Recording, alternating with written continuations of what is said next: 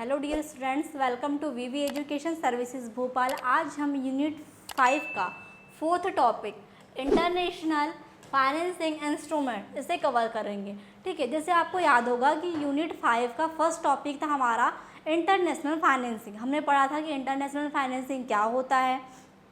अब इसमें हम देखेंगे कि जो इंटरनेशनल फाइनेंसिंग होती है उसके इंस्ट्रूमेंट कौन कौन से हैं। ठीक है, मतलब वो उसमें कौन कौन चीज़ें काम करती है और कैसे काम करता है, उसमें कौन कौन से इंस्ट्रूमेंट ऐड होते हैं। ठीक है, तो स्टार्ट करते हैं। सबसे पहले हम देखेंगे कि इंटरनेशनल फाइनेंसिंग इंस्ट्रूमेंट होता क्या है और वो कौन कौन से होते हैं। International financing instrument are financial tool used by companies and government to raise fund from the international market. वे वित्तीय साधन जिनका उपयोग कंपनी और सरकार अंतर्राष्ट्रीय बाजार में धन जुटाने के लिए करती है। ठीक है, क्या कहा गया है कि जो इंटरनेशनल फाइनेंसिंग इंस्ट्रूमेंट है वो क्या है, वे वित्तीय साधन है जिनका उपयोग कौन करता है, कंपनी और सरकार करती है अंतर्राष्ट्रीय मतलब इंटरनेशनल मार्केट से धन जुटाने के लिए। अगर इंटरनेशनल आपको क्या अंतर्राष्ट्रीय तौर पे क्या करना है, धन जुटाना है मार्केट से, तो आपको क्या करना पड़ेगा, इंटरनेशनल फाइनेंसिंग इंस्ट्रूमेंट का यूज़ करना पड़ेगा। तो इंटरनेशनल फाइनेंसिंग इंस्ट्रूमेंट क्या होते हैं, वे ऐसे साधन या वे साधन होते हैं या वे वित्तीय साधन होते हैं जिनका उपयोग कंपनी और गवर्नमेंट अंतर्राष्ट्रीय बाजार मतलब इंटरनेशनल मार्केट से धन जुटाने के लिए करती है, उसे ही इंटरनेशनल फाइनेंशियल इंस्ट्रूमेंट कहा जाता है। ठीक है, अब देखते हैं कौन कौन से होते हैं। इंस्ट्रूमेंट ऑफ फाइनेंशियल इंटरनेशनल मतलब इंटरनेशनल फाइनेंसिंग। हम देखेंगे कि जो इंटरनेशनल फाइनेंसिंग है इसके कौन कौन से इंस्ट्रूमेंट है, वो ऐसे कौन से साधन है जिसका उपयोग करके गवर्नमेंट और कंपनी इंटरनेशनल लेवल पर धन जुटाती है, कैपिटल राइज करती है। कौन कौन से हैं वो। फर्स्ट है American deposit receipt ADR। First क्या है, ADR।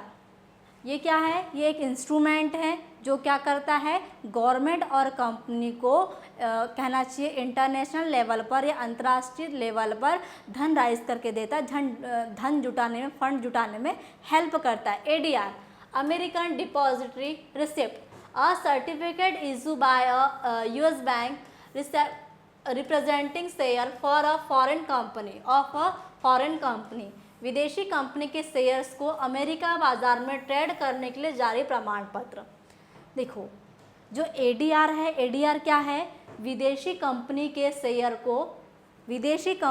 शेयर्स को मान लो विदेशी कोई कंपनी है, उसने क्या किया, अपने कंपनी के शेयर्स मार्केट में लाए, तो उन शेयर्स को अमेरिका के बाजार में ट्रेड करने के लिए जारी प्रमाण पत्र। अगर कोई भी विदेशी कंपनी क्या करती है, अपने शेयर्स को अमेरिका के बाजार में ट्रेड करने के लिए जारी प्रमाण पत्र जारी करती है, उसे ADR कहते हैं। ये क्या करेगा, ADR कंपनी और गवर्नमेंट को अंतर्राष्ट्रीय लेवल पर धन जुटाने में हेल्प करता है।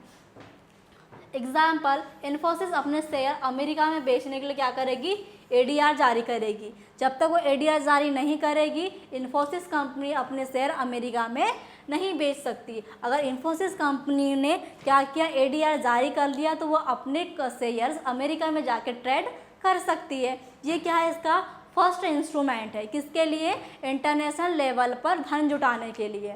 फिर सेकेंड है global depository receipt GDR a certificate that allows company share to trade in international market.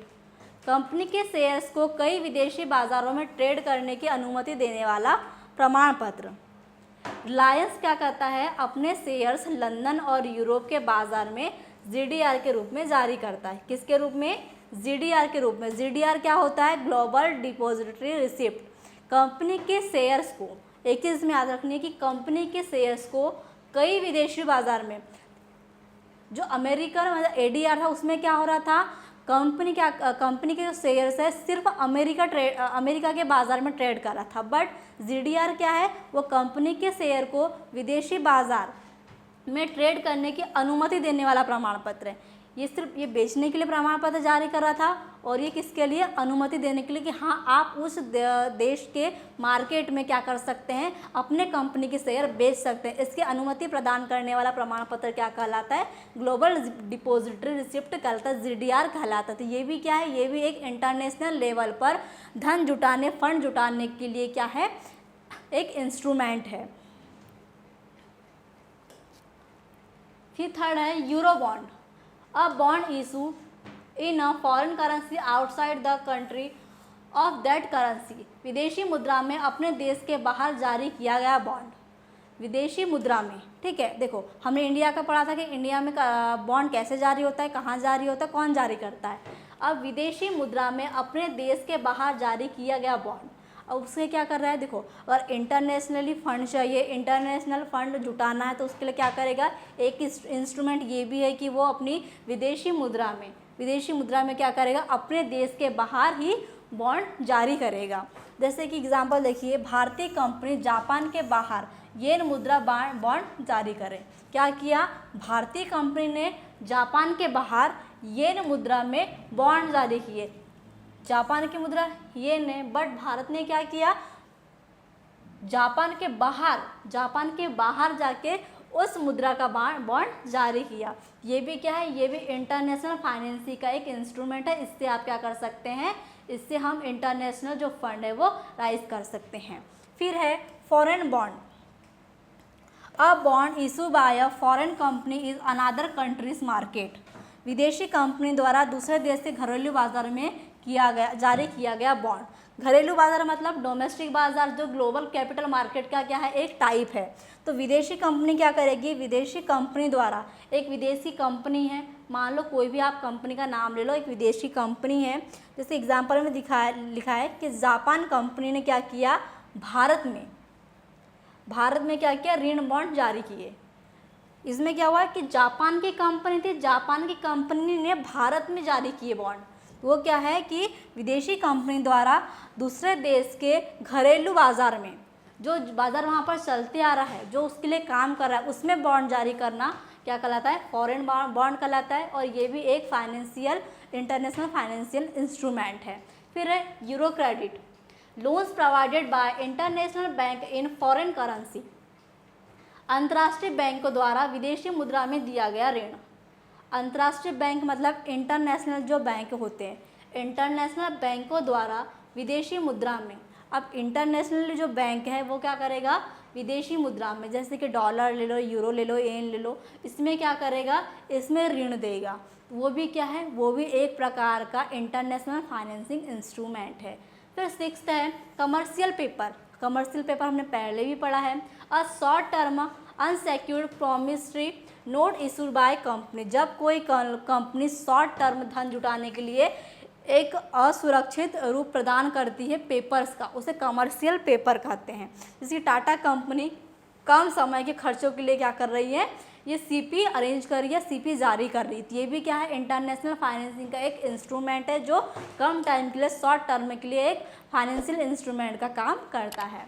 फिर सातवां है एक्सटर्नल कमर्शियल बोरोइंग, ECB, जिसे कहा जाता है ECB, loan borrowed by companies for foreign lender market, विदेशी ऋणदाताओं या बैंकों से लिया गया वाणिज्यिक ऋण।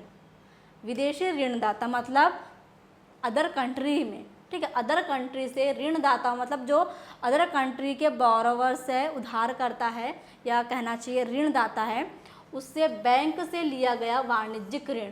जैसे एग्जांपल देखो, भारतीय कंपनी नई फैक्ट्री बनाने के लिए क्या कर रही है, विदेशी बैंक से ऋण लेती है। भारतीय कंपनी ने क्या किया, भारतीय कंपनी ने फैक्ट्री बनाने के लिए, जैसे को कोई फैक्ट्री ओपन करना है, कोई ऑर्गेनाइजेशन ओपन करना है, अदर किसी भी संस्था मतलब कहना चाहिए किसी भी फील्ड में कोई भी चीज़ें ओपन करनी न्यूली तरीके से, उसने क्या किया, विदेशी बैंक से ऋण लिया, अपने देश से नहीं लिया, विदेशी बैंक से ऋण लिया। ये भी क्या है, ये भी एक इंटरनेशनल फाइनेंसिंग का इंस्ट्रूमेंट है। इससे भी क्या कर सकते हैं, इससे भी इंटरनेशनल धन जुटा सकते हैं। ये भी क्या है, ये भी एक इंस्ट्रूमेंट की तरह काम करता है।